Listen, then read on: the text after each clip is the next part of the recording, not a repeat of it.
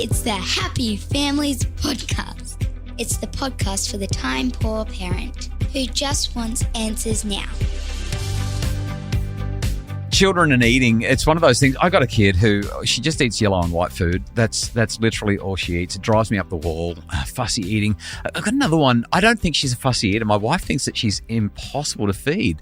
And there's this, the whole thing about fussy eating is, I don't think I'm a fussy eater, but I know when I go to other people's houses or when when I open up my parents' fridge and I'm kind of like, yeah, there's nothing there. And I've got this idea that we don't think we're fussy eaters until somebody else is feeding us, and then we discover that we're quite fussy.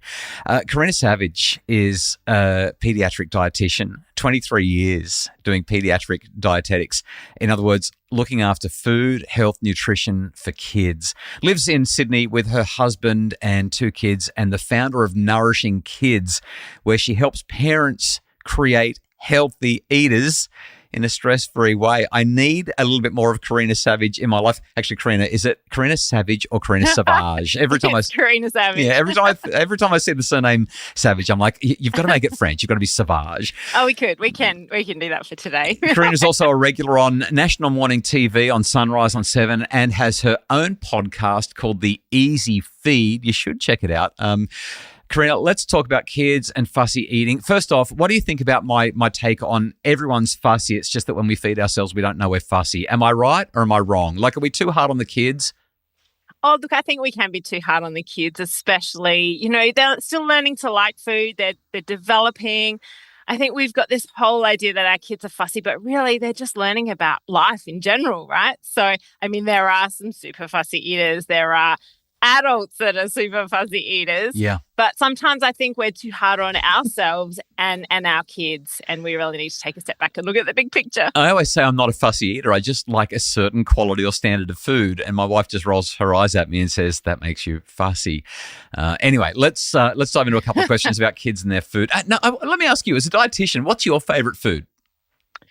Well, I grew up with my mum's side's Italian, and I absolutely love gnocchi, and I feel very blessed to have learned my nonna's gnocchi recipe, and it's something that I now cook with my children. So I love gnocchi, but then I also have to be honest, hot chips with chicken sauce.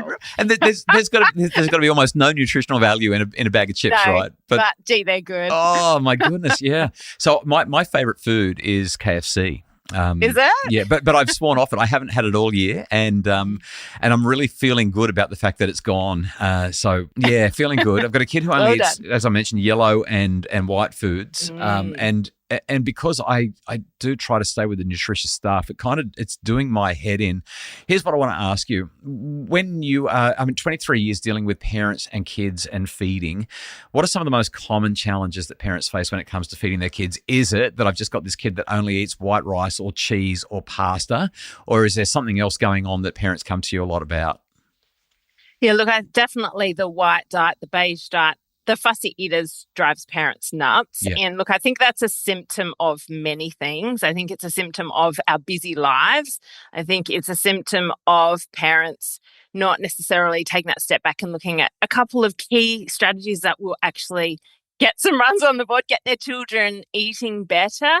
I think we are too hard on ourselves sometimes, but at the same time, it's about just taking that step back, looking at how we can eat together, how we can role model those healthy eating behaviours. So I think fussy eat is definitely one of the biggest challenges parents face, but then time is a real challenge these days. More parents are working, both parents are working. It's not necessarily that mum's home cooking, mum's working as well. So it's how do we get good, easy, healthy food on the table consistently? I think that's a real challenge for parents. Social media is another one. You see all these Instagrammable lunch boxes, and it makes us as parents feel bad that our child doesn't have an Instagrammable lunch box, but really that's not necessarily the norm.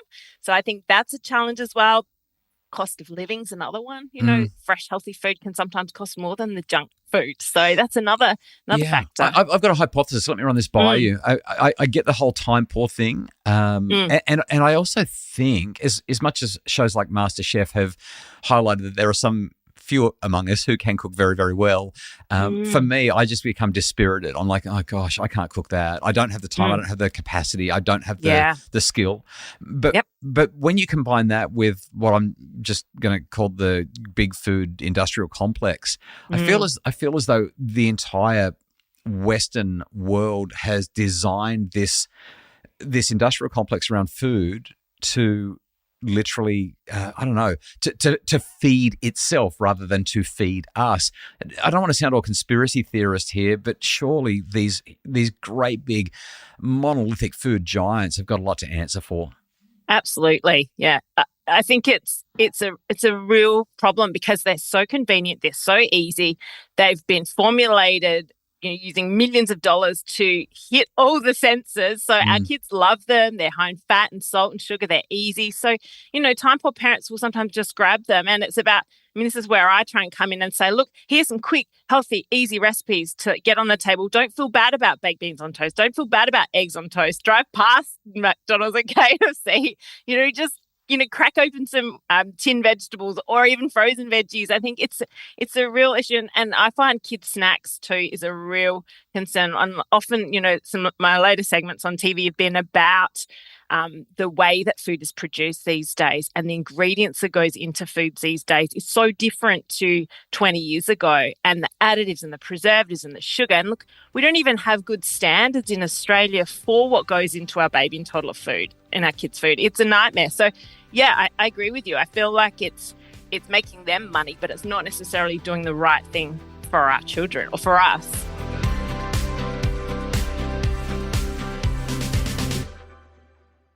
I'm talking to Karina Savage. Karina runs Nourishing Kids, been a pediatric dietitian for 23 years. Karina, let me pick you up on something you just said. You said go past the fast food joint because if you eat a tin of spaghetti on toast or a tin of baked beans on toast when you get home, am I hearing you right that that's going to be better for your kids? Yeah, a tin of baked beans, not necessarily. Oh, right, okay.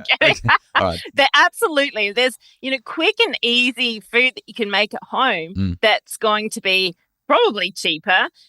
And you shouldn't feel guilty about it because it's actually going to nourish them so much more than stopping off and getting the fast food. Look in the fridge, pull out literally a carrot, a cucumber and a capsicum, chop it up and bob it next to some baked beans on toast. And that's a very nutritious dinner. And parents shouldn't feel guilty about that. And I think that's a really good, quick, easy meal to incorporate into your weekly menu. We have 2 nights a week in our food diary that are kind of like that. One of them is called Whatever Wednesday. So we have No Meat Monday and we have Taco Tuesday, which is really just Mexican. It'll be any number of different Mexican dishes. And by Wednesday, we're kind of like, yeah, whatever. Like just what's in the fridge, what can we make? And it might be some eggs, it might be some baked beans. Really, really low key, Whatever Wednesday. And we also, when Kylie and I go out on date night, we just say to kids, it's a yo-yo night. Yo-yo night means you're on your own. And so again, the kids are literally they've got to figure it out. They're on their own. We're teaching them culinary skills, apparently. When I'm thinking about this big food industrial complex and the time poor issues and everything that you've said, I'm reminded of a book, one of my favorite books. It's by a guy called Michael Pollan. It's called Food Rules. And in that book, it's just a whole lot of dietary rules, really simple to read. Like you can read the whole book in an hour and a half. And two of them have jumped out at me as I'm listening to what you're describing. Number one, when you do your grocery shopping, shop the periphery of the supermarket. What he's basically saying is if you go up and down the aisles, that's where all the processed stuff is. That's where all the stuff is that doesn't have real food in it. That's all the additives, all the chemicals, all the stuff that's been processed and manufactured. If it's manufactured, it's probably not food. Whereas if you do the periphery, you've got your fruit and your veggies, you've got your milk and your dairy and your meat. All that stuff's around the periphery of the supermarket. That's a rule that's really stuck with me, and I love that one. The other one that he talks about, again, tying in with everything you've just said, is this idea that you should really only eat food that your grandma, or maybe in 2024, that your great-grandma would recognize as food. So if you served it up on the plate and she's like, what's this? You'd be like, okay, this isn't food that my great-grandmother would recognize, therefore maybe it's not food at all. What's your take on that, and how does that work in a family?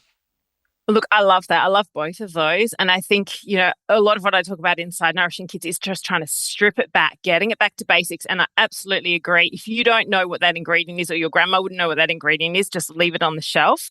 It's about trying to not feel like you have to fill your kids' lunch boxes with all this packaged stuff just because that's what their friends are having, or serve up the, the junk dinner because that's all they're going to eat. It's about trying to strip it back and go, look, let's eat together. Let's just put decent food on the table.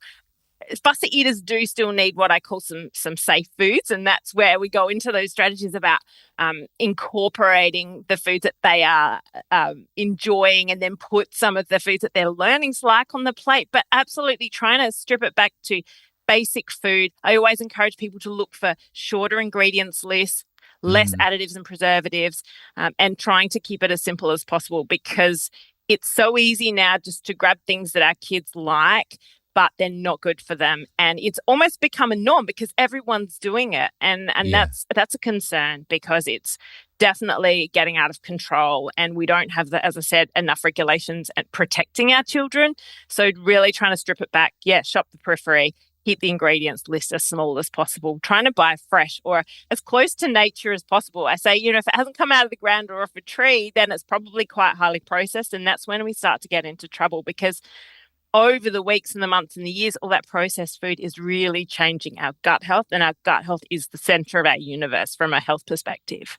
So, Karina, 2 questions on this. First off, it feels like everyone knows the stuff that you're saying, but because of the reasons we've discussed, I mean, we're really fighting against psychology, we're fighting against marketing giants, we're fighting against this big food industrial complex, we're fighting against physiology, because we're so drawn, and our kids are so drawn to these less healthy foods.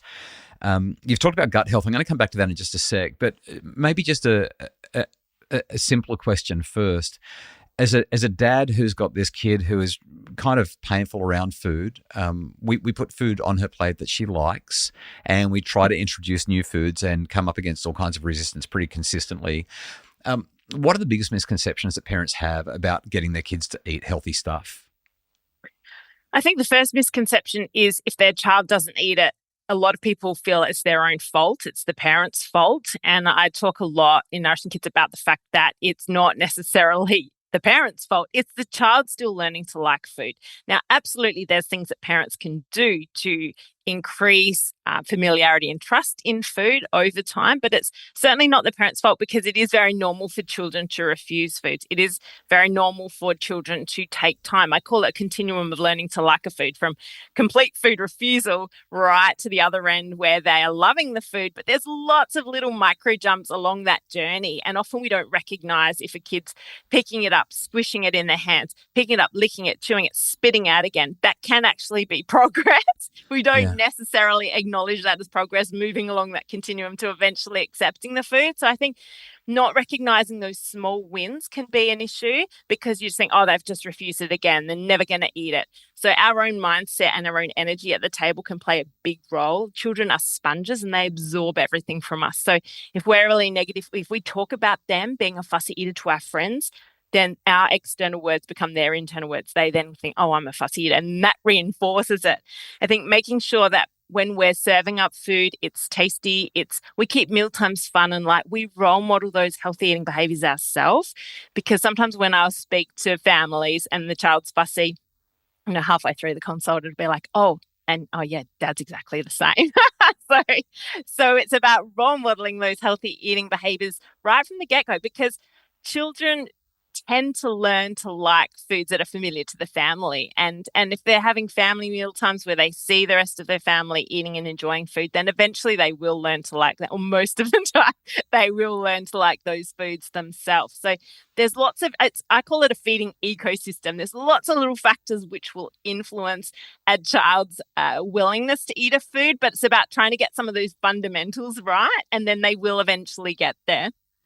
Listening to what you're saying, Karina, I'm thinking when I was a kid, I don't think that I was fussy, but there was a heap of food that I wouldn't eat that I absolutely love now. Exactly. And so I'm looking at my kids and I'm thinking with a couple of them in particular, why can't you eat this avocado? Like, avocado is so good. And when we make it into this salsa with the corn and the cherry tomatoes, and we put it with poached egg, it's like heaven. And they don't even like poached eggs. I'm like, what is the matter with you? Why do you only eat scrambled or fried? And yet, as you get older, you do kind of expand. So I guess there's some hope there for any parent who's saying, yeah, my child has these fussy eating habits, or my child has some sensory issues, we're just not making progress. Over time, as they get older, they usually will. Yeah, it's true. And actually on that, it's understanding why they're fussy in the first place is a really key factor, because, you see these things on Instagram about, just make a funny face on the plate. But if they've got sensory issues, it's not necessarily going to fix it. So I talk a lot about why, like I've got a fussy eating program that sits inside Nourishing Kids, and we go into detail of why, understanding why a child is fussy, because then you can then put the right fix in place. So it's getting that match up as well, because sensory could be avocado, could be a sensory issue there. Yeah, love this. I want to ask you about the gut biome, but we're out of time. Do you reckon that you'd be happy to come back on the podcast and have a chat about that maybe in a week or so?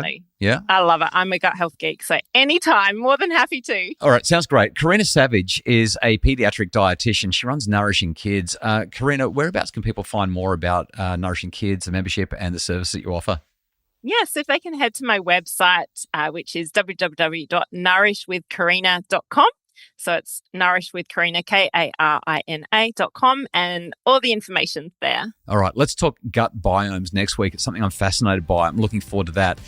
Karina Savage is a pediatric dietitian living and working in Sydney. Nourishwithkarina.com is the website. We'll link to that in the show notes, and we'll chat more next week. The Happy Families podcast is produced by Justin Rulon from Bridge Media. More information about making your family happier is available at happyfamilies.com.au.